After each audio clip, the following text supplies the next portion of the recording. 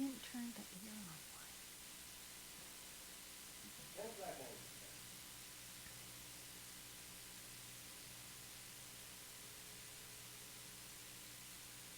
on. Good evening and welcome to the October 11th meeting of the Beavercreek Parks, Recreation, and Culture Board. I hereby call this meeting to order, and we'll begin with the roll call, please, Jackie. Mr. Corbett, Here. Mrs. Fulcher, Here. Mrs. Heaton, Here. Mrs. Meyer. Here. It looks like Mrs. Bitagari is not here with us this evening. She has a previous engagement. Thank you. You have in front of you a copy of the agenda for tonight's meeting. Once you've had a chance to look at that, I will accept a motion to approve the agenda. Motion to approve the agenda. Do I have a second? I'll second. All in favor of the agenda, say aye. Aye. Aye. And then, second order of business here, you also have before you the minutes that Jackie put together from our meeting in September. And if you have no changes or updates to that, I will accept a motion to approve the minutes. I make a motion to approve the minutes. Do I have a second? I'll second. All in favor of the minutes, say aye. Aye. All right, thank you. Okay, that brings us to the staff report, and I believe Mrs. Farrell is going to provide the staff report tonight. I am, and good evening. So, really quick recap, just so everybody knows, we purchased 148 acres of new parkland. And instead of continuing saying, hey, new park, and just making up names, we would like to have its own name. We do have a park naming policy. This was updated back in January. I wanted to share this with Park Advisory Board because you may not know it, but you are a part of the process. So this month's presentation will be on park naming. So like I said, it was revised in January of 2022. The most recently time we used this was back in 2012 when we renamed Park Overlook. I think it was just called 9.5 acres. Prior to, sent it out to the community, and we came up with Park Overlook. So within this policy, there's 3 different methodologies about going about naming a park. So you can name it after a subdivision. If a new subdivision comes in and they give us a piece of that land, we would just name it after them. Walnut Grove, Spicer Heights, those are a couple that were named after that actual subdivision. If we receive the land through a donation, if the donor is more than 51% or more of a donation, whether it's the actual land or monetary, they have naming rights. So again, it's got to be 51% or more. Or an acquisition through a grant or purchase, which is what we are doing with our new parkland, and this is through community input. So some of the different things you can think about if you want to put in a name for our park is the geographic location of a facility, unique natural or geographic feature, adjoining subdivision, street, or natural feature, or any other name befitting the parcel. So again, you think about it, use a little creativity, and see what works best for you. Some other considerations. So the name cannot undermine the public confidence in the city's impartiality. It cannot be given the same name as an existing school site or public facility.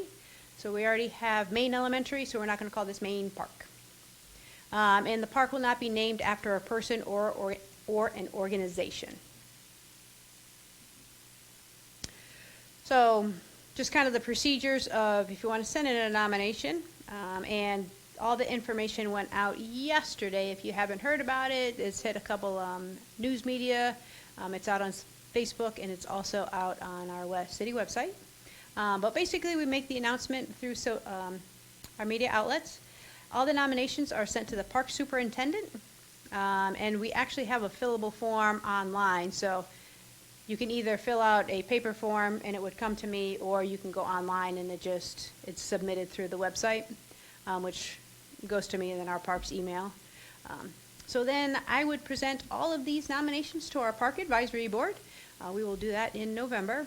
And then it's up to our Park Advisory Board to narrow that down to no more than 4 and make those nominations to the city manager. The city manager will then share those recommendations with city council, and city council has that final say of what they want to name the park. So our timeline, so the policy is being presented to you here tonight on October 11th. Information was sent out yesterday. The nominations are going to close on October 28th. On November 8th, at our next Park Advisory Board, I will present all the nominations to you. Now, what I will do is, before presenting all the names to you, make sure that they follow our guidelines. If there are some that named after a school, named after a person, or they just doesn't quite fit our city's mission, vision, those will not be presented, but you'll get the rest of them. You'll make 4 recommendations that evening, and or within that week, most likely that evening.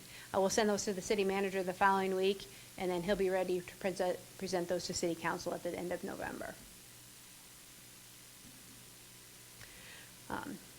And then just as tying everything together, we do have our first public input session on October 26th from 6 to 7:30 at the Senior Center in their great room.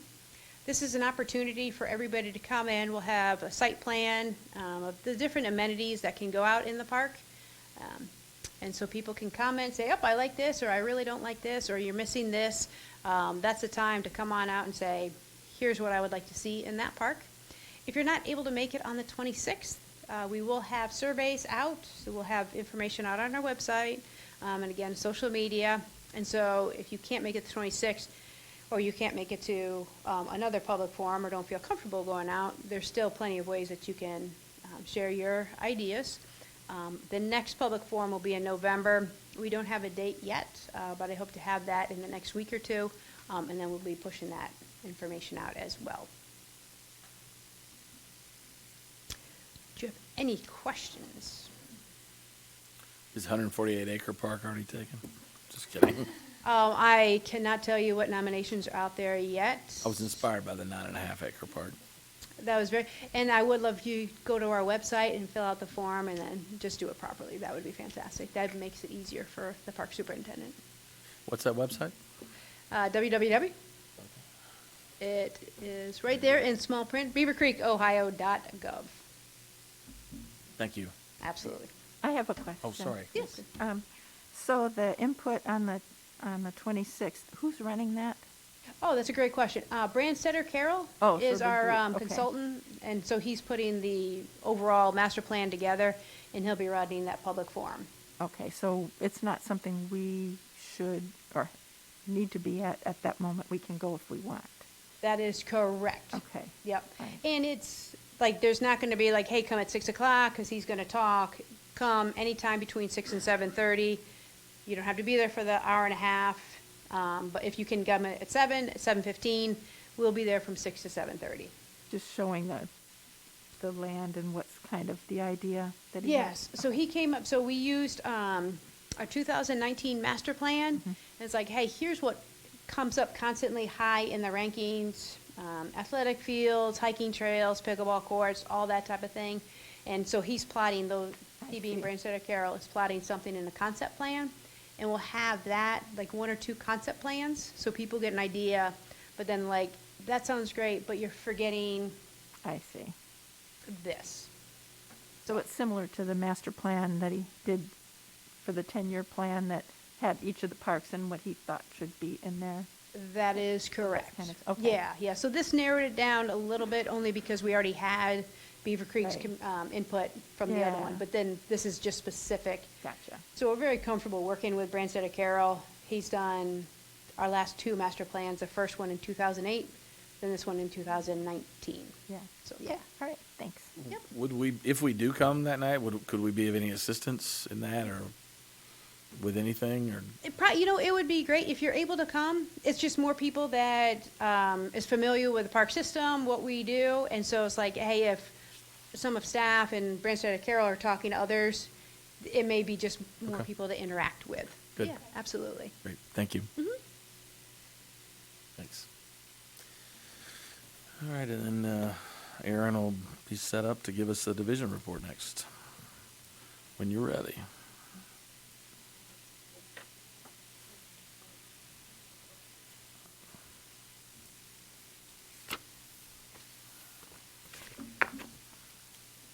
Good evening. Good evening. I have highlights to share with you. The first is our sponsors of the month. You see these some months. If you are not aware, we have a sponsorship plan and packet that we send out every year, usually at the end of the year for the following year, presenting all of our sponsorship opportunities. And when sponsors partner with us on an event, some of those amounts of dollars that they give us for certain events, they sign up for, okay, in partnership with you, we're going to get XYZ in return. And some of that is they get to be featured as a sponsor of the month. So this month we have 2 sponsors of the month, Day Air Credit Union and Premier Dental of Beavercreek. And both of these sponsors are sponsors of our Tri-Truck. And as you're aware, our sponsors help keep our community events that are open and free to everyone. They help keep those open and free to everyone and help us add fun, different aspects to them. So their sponsorship at Tri-Truck is providing not only some fun giveaways for the community, but also a trackless train out at Tri-Truck for people to ride for free. So we are thankful to them, their support all the time in our community. We also wanted to highlight our volunteer, and in this case, volunteers of the quarter. You are all familiar with this group, the Green Pickles, formerly known as the Pickle Pals.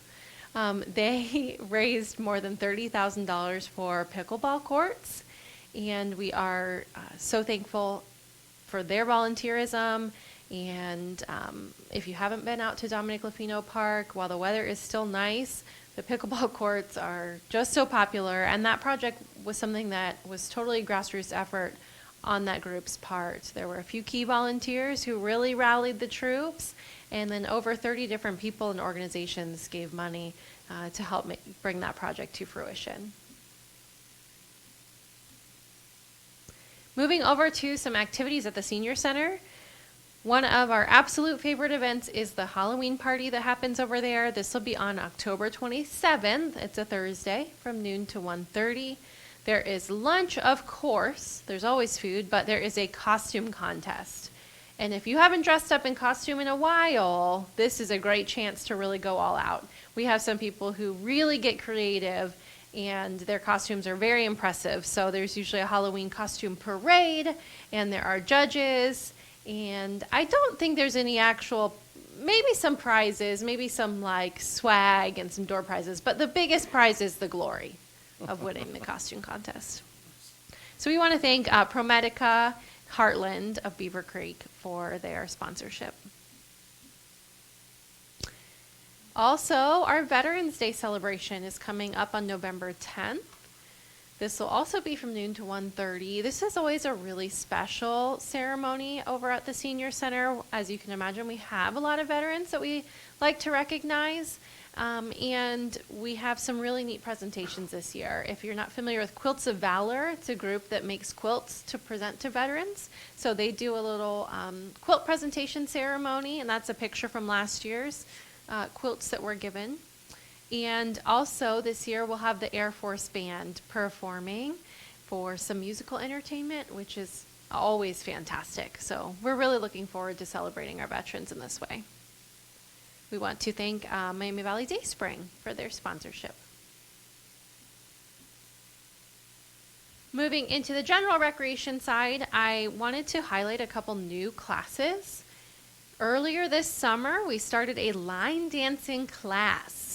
This class kind of was born out of a group that was already dancing in Beavercreek in another location, and said we want to provide this as an opportunity for the community. So they are doing a lesson at the beginning of each night of dancing, and then there's open dancing time afterwards. So you'll notice it's 6:30 to 9:30.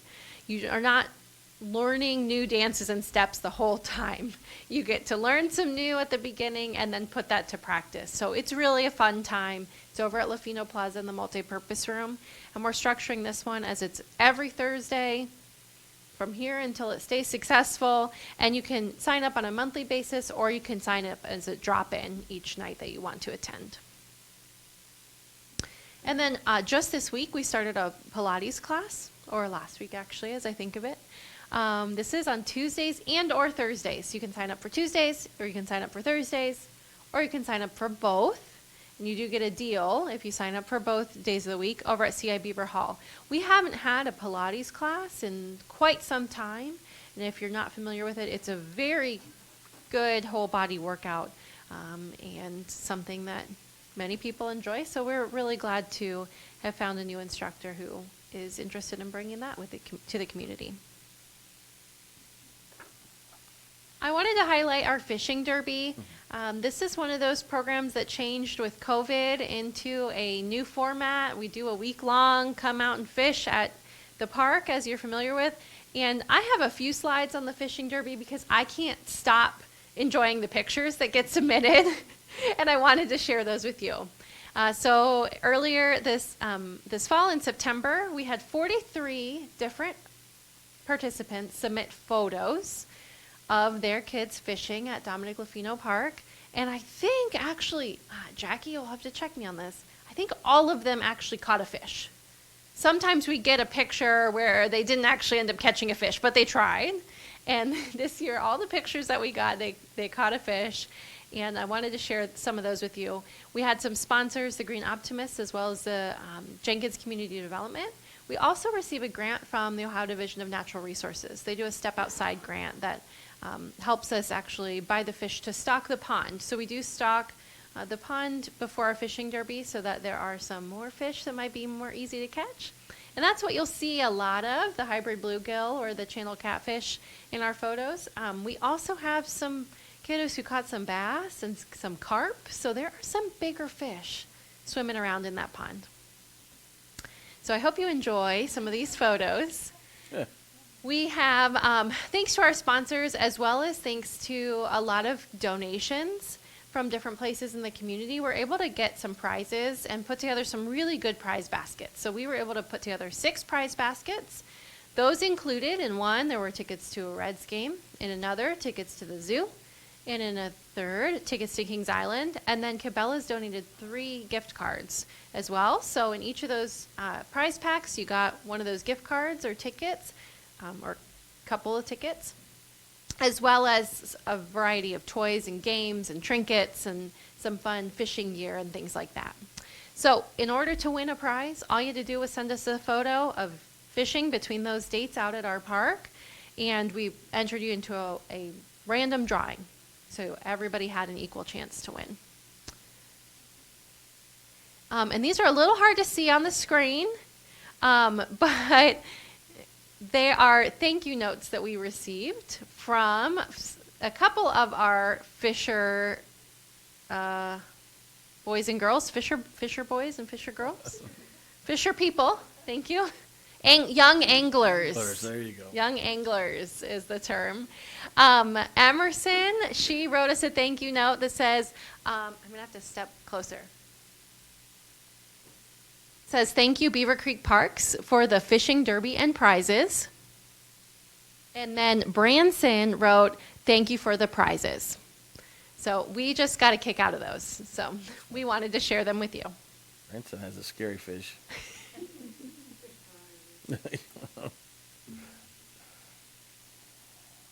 All right, and then coming up this weekend is another one of our favorite events, our Try a Truck, and we partner with the fire department. Well, they do their open house on the same day and time, so you can come on over to Orchard Lane and visit both events at the same time. From 10 to 11 a.m., we will have our sensory-friendly hour, so we'll ask the trucks and vehicles to not have their lights on, no honking horns, that kind of thing. So if you're looking for a little bit more calm hour at Try a Truck, that is the time to come. If you're okay with loud noises and flashing lights and honking semi-truck horns, then come on over between 11 and 1. So again, we want to thank our sponsors for that, but we're looking forward to a great day. And then some highlights over on the parks side. We are doing some turf repair out at Grangeview Acres Park. So you might remember there was a tornado in that area several years ago. That park was a staging area for a lot of the trucks and equipment doing community cleanup. And it was definitely time for some turf repair. We are smoothing the field. You can see it looks kind of crazy with the turf repair in that photo there. Backfilling around the playground border, removing the old backstop that was there, and also then reseeding all of that turf area. So that should be much nicer when that's all finished. It just looks kind of rough in the process. And then the new park, which we're sometimes calling Research Park, this is the new parkland, that has been recently mowed. As you can imagine, we took ownership of it, but then we actually apparently have to take a little bit of care of it. So that's been a big project. We have a new playground installed at Royal Point Park, as well as the Toddler Playground installed at Shout Park. So this one is, the picture is out at Royal Point Park. If you haven't been out to see it, go ahead and check it out with your kiddos or grandkids. And then we also installed playground mulch at Spicer Heights Park, C.I. Beaver Park, and Gershbacher Park. We definitely want to thank Wright State University's Raj Soin College of Business Dean's Student Advisory Board for volunteering. You could just say DSAB. That's what they use. DSAP. College of Business DSAB. We want to thank College of Business DSAP for mulching and volunteering out there. As you can imagine, summertime is a busy season for our parks, and they definitely, that playground mulch definitely, needs installed on a regular basis. And whether we like it or not, winter is coming, and our outdoor water fountains have been turned off and winterized for this season. Those drinking fountains really don't have a lot of protection, and you might have noticed you need to kick your furnaces on and overnight now. So we don't want those water fountains freezing. So that's been taken care of. Restrooms, since they're a little bit more protected from the elements, they'll remain open for a few more weeks. It's usually around the very beginning of November when we need to get those winterized. As a reminder, the Beavercreek Station restrooms are open year-round. They are heated. A few things that are coming up. We'll be working on that tree replacement you've heard about in the past at Grangeview Acres, Spicer Heights, and Wartinger Parks. We are replacing the roofs on the cabins at Wartinger Park. And then also Unison is volunteering to install the playground mulch out at Dominic Lafino Park. So lots of good things happening. This is a photo of the staff out at Gershbacher, and a couple volunteers, I think, as well in that group. Any questions? All right. Nope. Thank you. All right. Thanks, Aaron. A lot going on. So our next item of business is old business. We did have a work session earlier today, so we continue to work through specific plans for recognizing our fantastic volunteers here in the Beavercreek community, as well as the partners that help us provide recreational opportunities to that community. So we'll continue to work through that in those work sessions till we're ready to publicize plans. Any other old business that anybody can think of? On the new business, know we've got some volunteer opportunities coming up. I know Tri-Truck Saturday. What else do you have on the docket there, Aaron? I would love if anybody's able to come out to try a truck. I think we'll be fielding a lot of questions about the new parkland, the input, the park naming policy, and we'll have some of that information to share. But if anybody, especially from the park board, wants to kind of interface with the public and field some of those questions for us, I think that would be helpful. And then also, as we already mentioned, the public forum on the 26th. And that's what I know for now. Okay, great. Thank you. Yeah. Aaron, just Yeah. real quick, I know it's kind of jumping the gun, but what was the date for the winter welcome? Is it? I know it's not till December, but December 17, and that's like if that's a Saturday. 11 to 1 or something. 10:30 to 1. 10:30. Yeah, and I will need volunteers. If you're going to be in town, mark your calendar. Okay. Thanks. Thank you. Thanks, Candy. Visitors, moving on to action items. As I mentioned before, we'll continue to work on that volunteer recognition and partner recognition programs. Just a quick reminder, since we're at this part, to submit your nominations for the new park name. Yeah, that's all I got.